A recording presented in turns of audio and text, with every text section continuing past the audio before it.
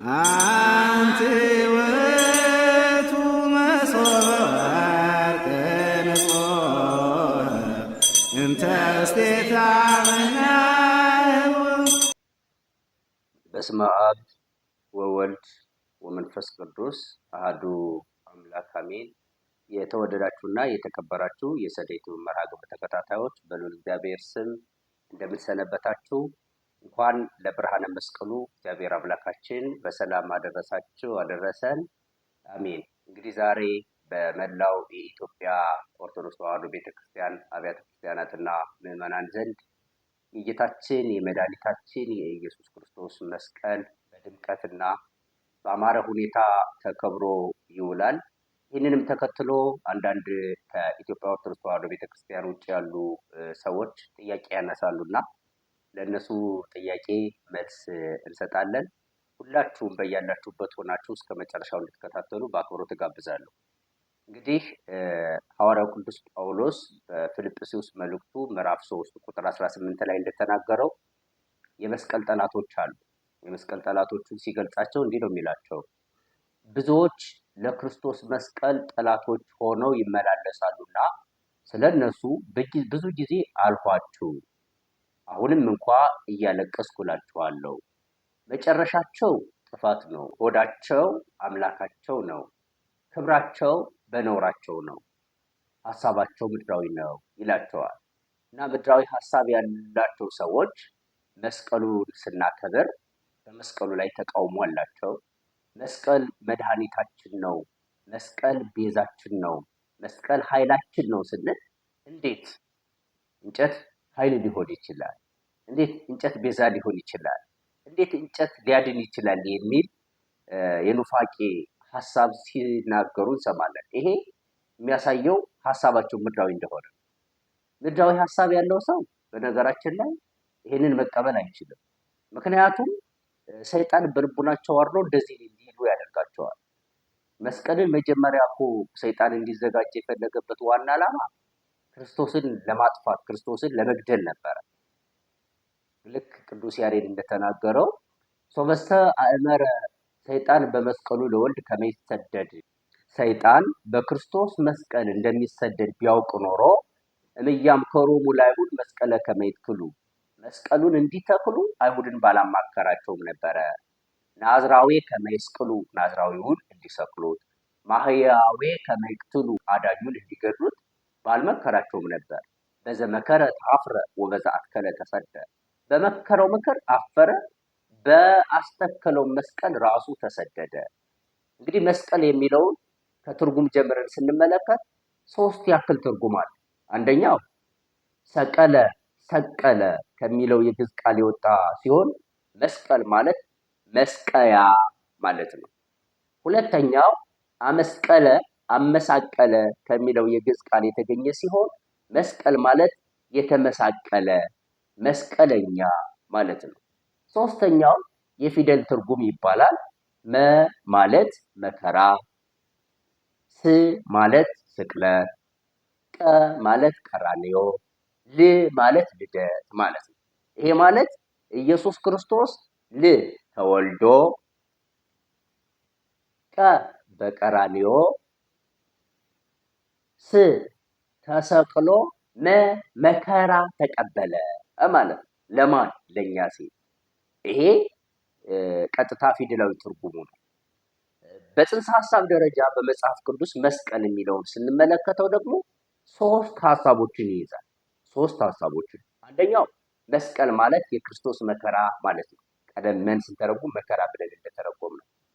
ክርስቶስ ከልደቱ ጀምሮ እስከ ስቅለቱ ድረስ የተቀበላቸው መከራዎች በጥቅሉ ምን ይባላሉ? መስቀል ይባላሉ። ይሄ በጣም የመጽሐፍ ቅዱስ ክፍሉ በስፋት መዝግቦት የምናገኘው። ሁለተኛው መከራ የተቀበለበት ዕፀ መስቀሉ መስቀል ይባላል በመጽሐፍ ቅዱስ። በዮሐንስ ወንጌል ምዕራፍ 19 ቁጥር 25 ላይ ስትመለከቱ ወይ ቀውመ ኀበ መስቀሉ ለእግዚእ ኢየሱስ እሙ ወህታ ደሙ ወማርያም ቀለዮጳ ወማርያም መግደላዊት፣ በመስቀሉ አጠገብ እናቱ ማርያም የእናቱ እህት እና ማርያም ቀለዮጳ፣ ማርያም መግደላዊት ቆመው ነበር ይላል። በምኑ አጠገብ? በመስቀሉ አጠገብ። መስቀል ብሎ የጠቀሰው ይሄን ክርስቶስ የተሰቀለበት መስቀሉ እንደሆነ ግልጽ ነው። ስለዚህ በሁለተኛ ደረጃ መስቀል ሁላችንም የምናውቀው ክርስቶስ የተሰቀለበት የሚለውን ሀሳብ ይይዛል። ሶስተኛው ደግሞ መስቀል ክርስቲያኖች በክርስትናቸው ምክንያት የሚቀበሉት መከራ መስቀል ተብሎ ይጠራል ማለት ነው። ጠቅለል ባለ መንገድ እንግዲህ መስቀል ሲተረጎም አንደኛ ክርስቶስ የተቀበለው መከራ፣ ሁለተኛ ክርስቶስ መከራ የተቀበለበት ዕፀ መስቀሉ፣ ሶስተኛ ክርስቲያኖች በክርስትናቸው አማካኝነት የሚቀበሉት ስቃይ፣ እንግልት መስቀል ተብሎ ይጠራል። ታዲያ መስቀል ኃይላችን ነው፣ መስቀል የነፍሳችን መዳኛ ነው፣ መስቀል ቤዛችን ነው ስንል ምን እያልን ነው? ይህን ማለታችንስ ትክክል ነውን ለሚለው ጥያቄ ትክክል ነው። አንደኛው ቀደም እንዳልኩት የክርስቶስ መከራ የኛ ምናችን ነው፣ ኃይላችን ነው፣ የነፍሳችን መዳኛ ነው፣ ቤዛችን ነው። በክርስቶስ መከራ እኛ ድነት ስላገኘ፣ በክርስቶስ እንግልት እኛ እረፍት ስላገኘ አንድ እሱ። ሁለተኛ መስቀሉ በራሱ የኛ ምናችን ነው፣ መዳኛችን ነው። እዚህ ላይ ነው ብዙ ሰዎች እንዴት መስቀሉ ሊያድን ይችላል፣ መስቀሉ እኮ እንጨት ነው የሚል ሀሳብ ይሰነዝራሉ። በነገራችን ላይ መስቀሉ የተዘጋጀው ከእንጨት ነው እንጂ መስቀሉ ግን እንጨት አይባልም። ምክንያቱም መስቀል ስለተባለ። ሰው የተገኘው ከምን ነው ከተባለ ከአራቱ ባህሪያት ሰው ይባላል እንጂ ሰው አፈር አይባልም። በነገራችን ላይ ሰው አፈር ነው፣ አንተ አፈሩ ብለን ሰውን አንጠራው ማለት የሆነ ሰው አየው ነው፣ አፈር አየው አለ እና ሰዎቹ ለማጣጣል ብለው እንደው ኦርቶዶክስ ተዋሕዶ ቤተክርስቲያንን ያሸማቀቅን መስሏቸው እንጨት ይሉታል። መስቀል ከእንጨት የተሰራ ግን መስቀል ነው። በመጽሐፍ ቅዱስ እግዚአብሔር አምላካችን በእንጨት ወይም ከእንጨት በተሰራ ብዙ ተአምር አድርጓል። ማስረዳት እንችላለን። የመጀመሪያው እስኪ ኦሪት ዘፍጥረት ምዕራፍ 7 ላይ የተመለከትነው አንድ አስገራሚ ታሪክ አለ። እሱን ልንገራችሁ፣ ሁላችሁ ታውቁታላችሁ። በቀድሞ ዘመን ሰዎች ሁሉ አንድ ሆነው ኃጢአት ሰርተው ነበር።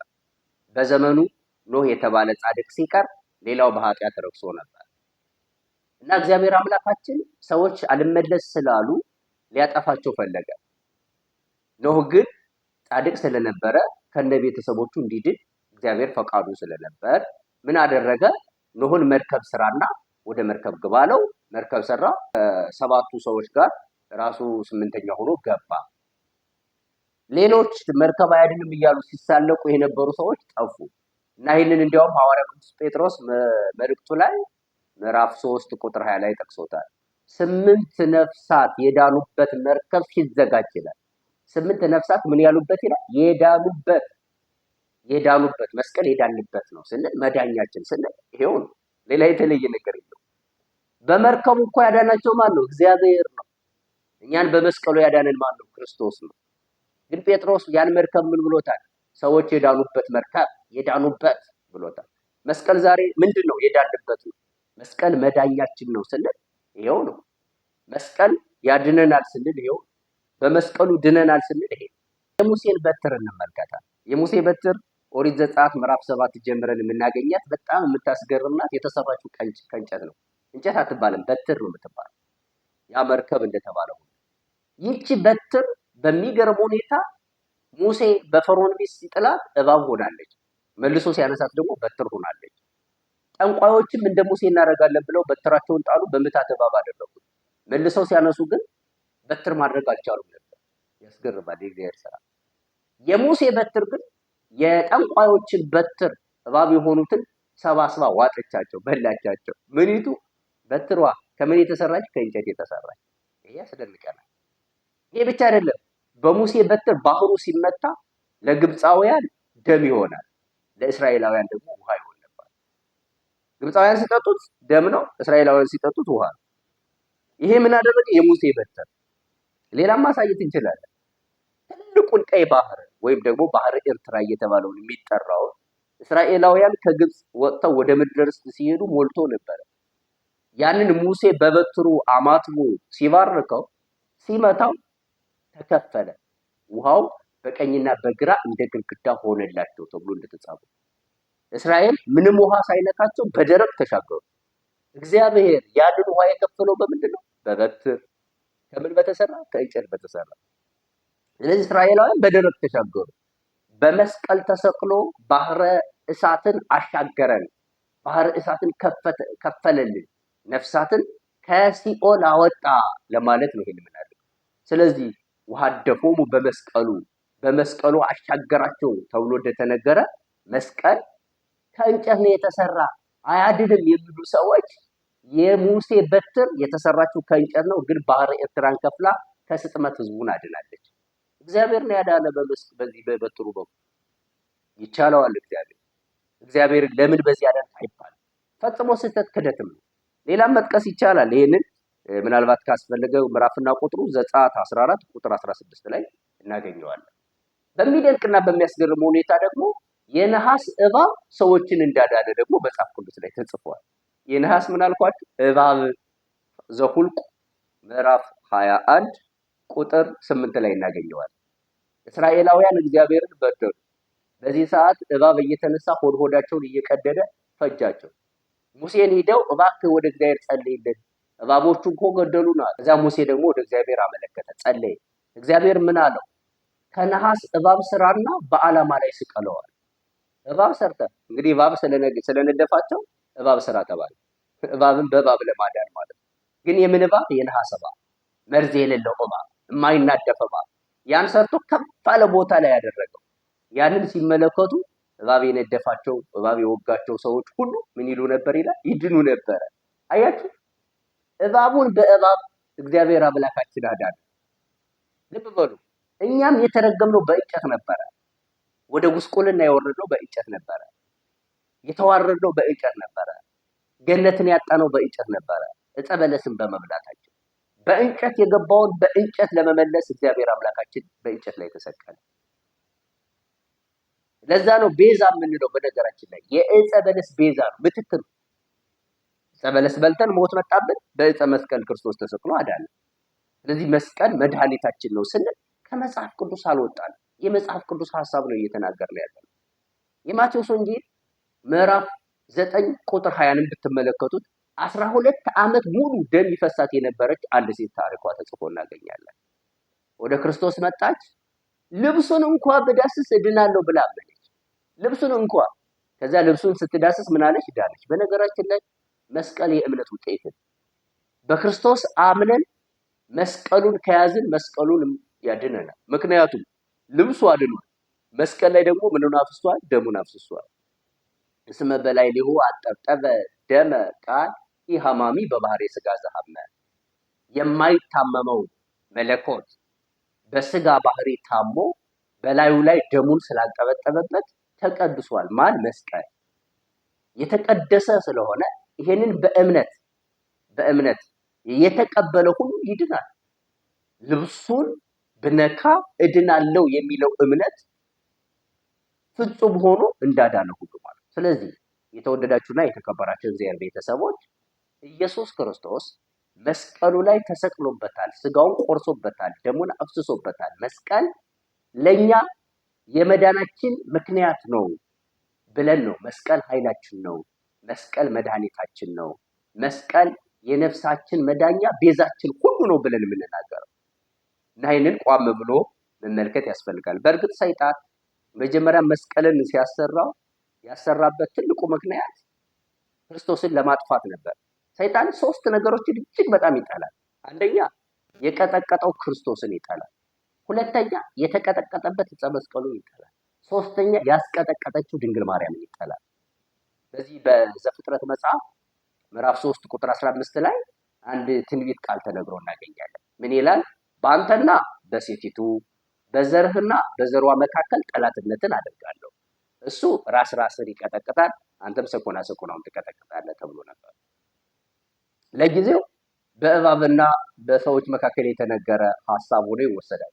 ወደ ውስጥ ስናመጣው፣ ወደ ምስጢር ስንመለከተው ግን በሰይጣንና በሰዎች መካከል የሚቀጠቅጠው ኢየሱስ ክርስቶስ ነው። የሚቀጠቀጠው ዲያብሎስ ነው። የሚቀጠቀጥበት መስቀሉ ነው። ያስቀጠቀጠችው ድንግል ማርያም ናት። ምክንያቱም ድንግል ማርያም ክርስቶስን ወልዳ ስለሆነ እና 3 ነገሮችን አምርሮ ስለሚጠላ ከምዕመናን ልቡና እንዲጠፉ ይፈልጋል።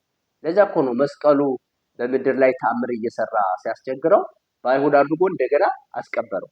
መጀመሪያ መስቀሉን በነገራችን ላይ ያሰራው ሰይጣን ቅዱስ ያሬድ እንደተናገረው ዛሬም ድረስ ሰይጣን መስቀልን ስለማይወድ ከምዕመናን ልቡና ለማጥፋት ስለ መስቀሉ የማይገባ ነገር ሲናገር በሰዎች አድሮ እንመለከታለን።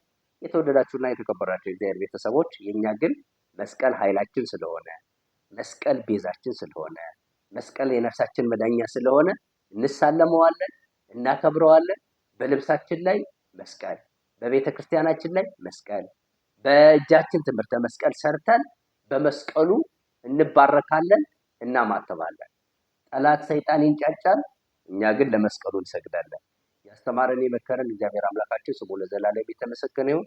ወስብሐት ለእግዚአብሔር ወለወላዲቱ ድንግል ወለመስቀሉ ክቡር። ይቆየን። እሱ የማርያም ነው ይሉኛል፣ ማን ነገራቸው አውቀውኛል።